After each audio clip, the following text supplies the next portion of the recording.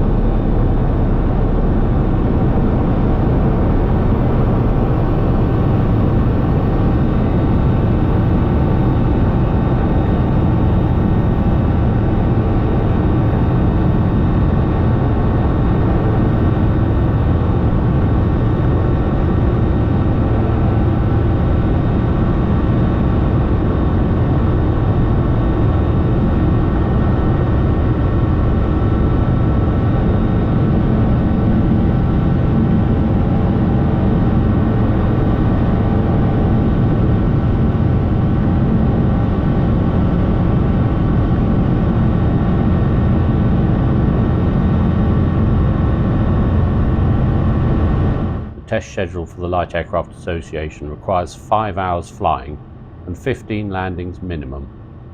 As part of the 5 hours test flying, there's a requirement for an endurance flight of up to 2 hours. I started the 2-hour flight with a 5-minute climb to check for overheating and general performance. Temperatures and pressures were fine throughout, and after 5 minutes I was at 6,000 feet, well above the faint inversion layer that lay below. Ignore the red flashing light. It's part of the engine monitoring system and cries wolf every time it detects a momentary loss of signal, the curse of digital instrumentation. I used the 2-hour flight to run through the entire test schedule as a dummy run. We'd carry out the proper test schedule later in the day from Bodmin, taking off at maximum all-up weight.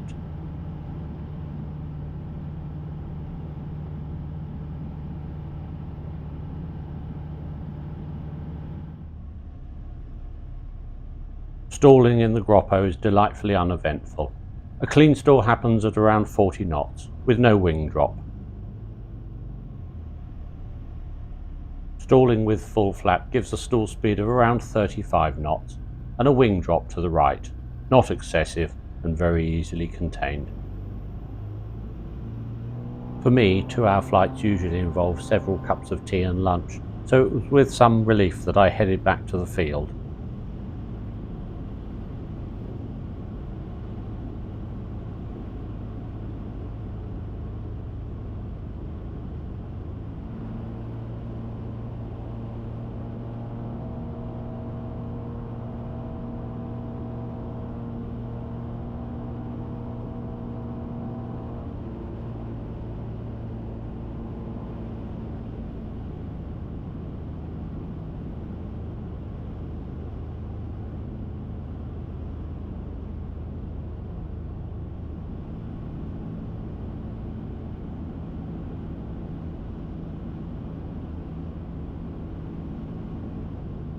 In his enthusiasm, the owner had mowed a runway in the field. Unfortunately, this lined up with the only real obstacle, a telegraph pole, so I landed significantly to the left. With 35 degrees of landing flap, short-field landings in the Groppo are a joy.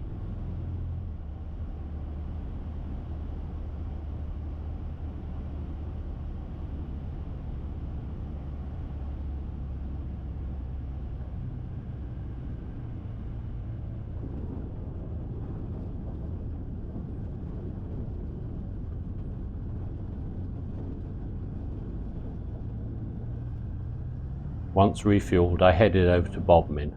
We carried out the full test flight from Bodmin, with the owner acting as Sergeant Sandbag in the back seat.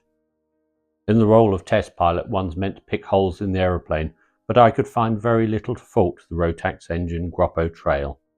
Being a bit old-fashioned, it's taken me 30 years to like the Rotax 900 series engine. Like the Pompidou Centre, it's hideously ugly and all the plumbing's on the outside, but I'll cheerfully admit that it's very reliable and efficient. Little after 4:15, we were parked back in the owner's field. It had been a splendid day.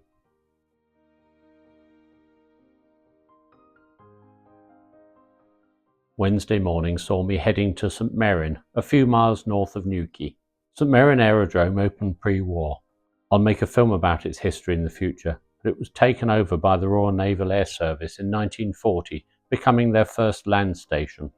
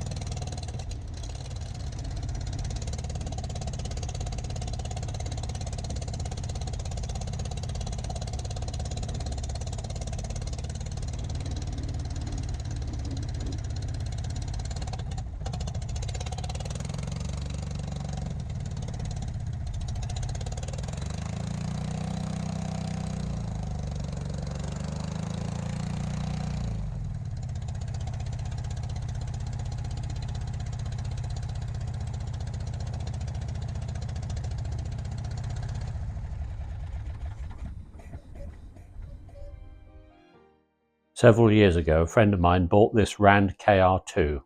Unlike me, he likes fast, efficient aeroplanes. It's taken him a long time to put it together. He built a new engine, which was then destroyed in a workshop fire, but finally it's back together again with a new RevMaster 2.1 litre motor. The KR2 has a spruce and plywood airframe that's then fleshed out with foam and fiberglass. It's streamlined but heavy. I like the look of the KR2, but it's not my first choice of aeroplane. I'll explain why later. There's only so much pre-flight preparation you can do. The aeroplane had been tied down and had a 5-minute thrash, which at least proved the engine would hold together for a few minutes whilst I climbed up to circuit altitude. Anyway, I'd had a haircut and a shave and wore clean clothes, just in case I met the coroner later on.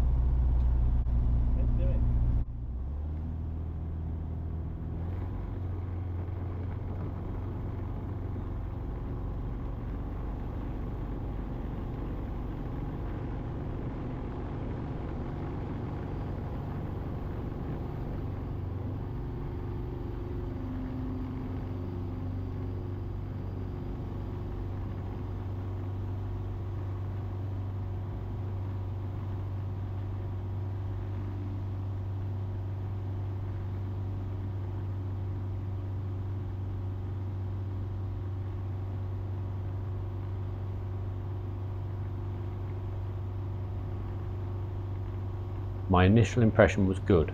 The airplane was a lot less pitch sensitive than I'd been led to expect, and even at 80 knots it was climbing at a decent 800 feet per minute or so.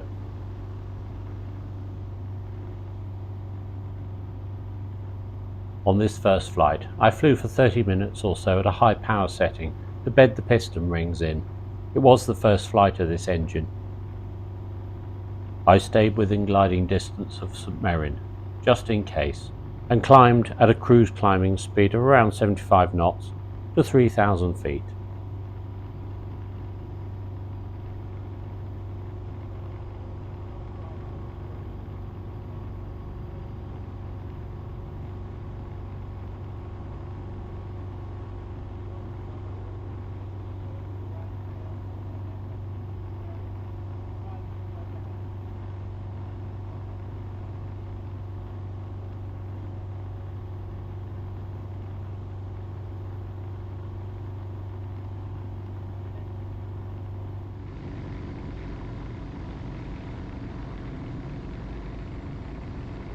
A power setting of 3,200 RPM gave a very easy 120 knot cruise.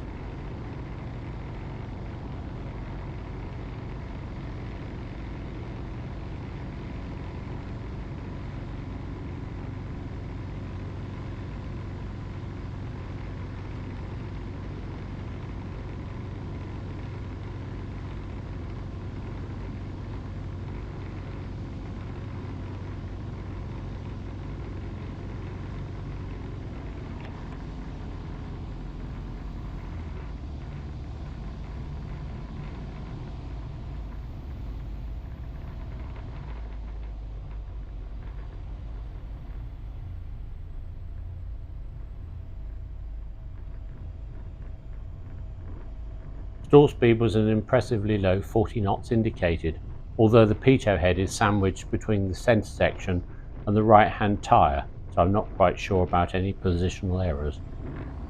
I repeated the exercise several times, with the same result.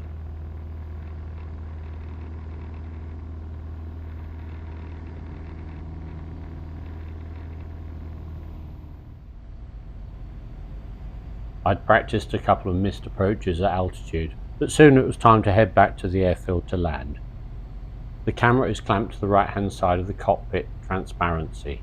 It's sitting quite a lot higher than my eye line and has a much better field of view.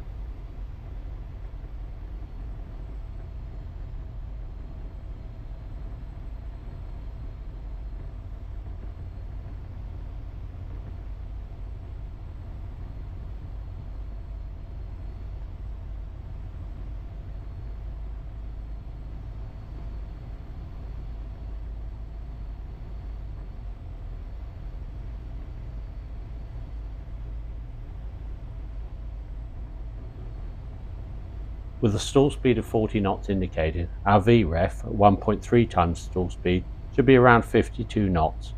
That wasn't easy to achieve. Somewhere around 70 on the approach and 60 on short final felt a lot better. I knew the airplane was going to float. That was inevitable.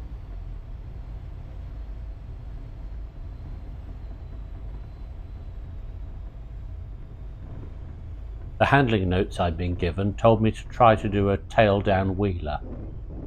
The view out the front is best described as bugger all, and with a bit of peripheral vision, all I did was try to keep it straight, keep the stick coming back and slow down. The runway has had little maintenance since the Navy pulled out in 1952, so it was rather rough. It felt like doing the Cresta run on a tea tray, possibly blindfold, and perversely quite enjoyable. I shut down and had a quick brief with the owner. He'd taken some phone footage which I was able to review of the landing and takeoff.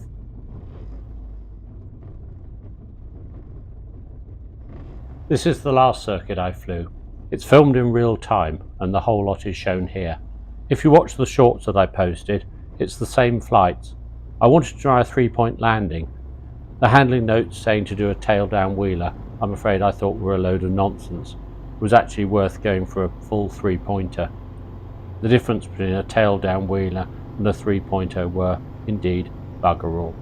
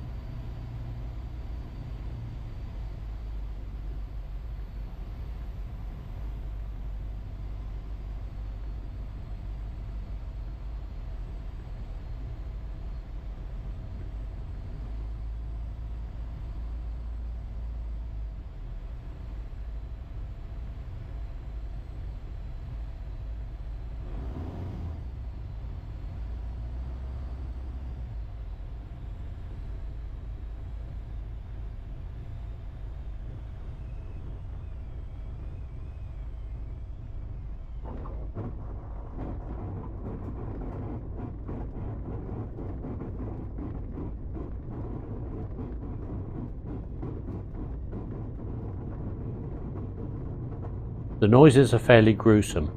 The tail wheel looked like it came off an office chair. It was tiny in diameter and no doubt contributes to the dreadful racket that you can hear on this film. I enjoyed flying the KR2. It was a surprisingly good aeroplane. Control harmonization was excellent. The view out in the cruise was good. The worst thing was the lack of an air brake or flaps.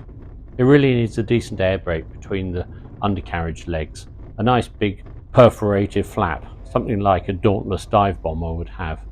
That would make landing, and particularly off-airport landings, much safer.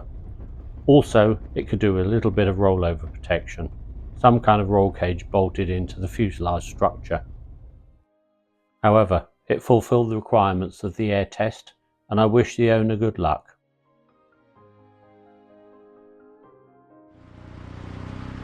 On Thursday I headed to Roach again. I was meant to fly to an airstrip near Plymouth, where there's an aeroplane that needs yet another air test.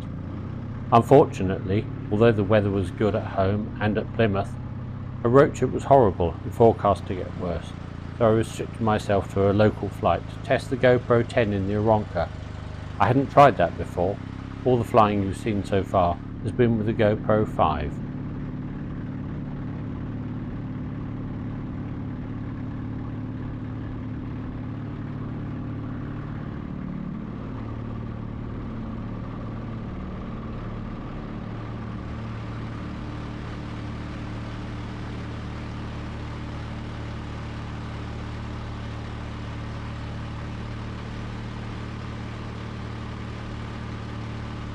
The GoPro 10 is far more stabilised than the GoPro 5, You notice here how the aeroplane seems to bank, but the camera stays still and then catches up with the aeroplane. I'll leave a few minutes of film running, but actually the GoPro 5 is just as good as the 10 under the wing of the aeroplane. That's good because I can leave it there and use the GoPro 10 for other stuff.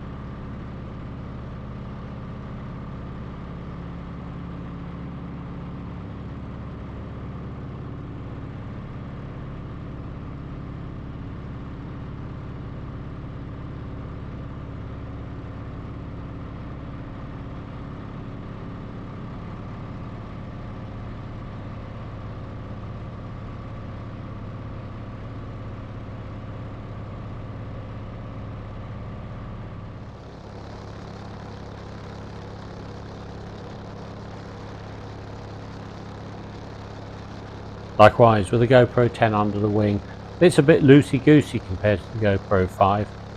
Field of view with the GoPro 5 is better as well, possibly due to the auto stabilisation.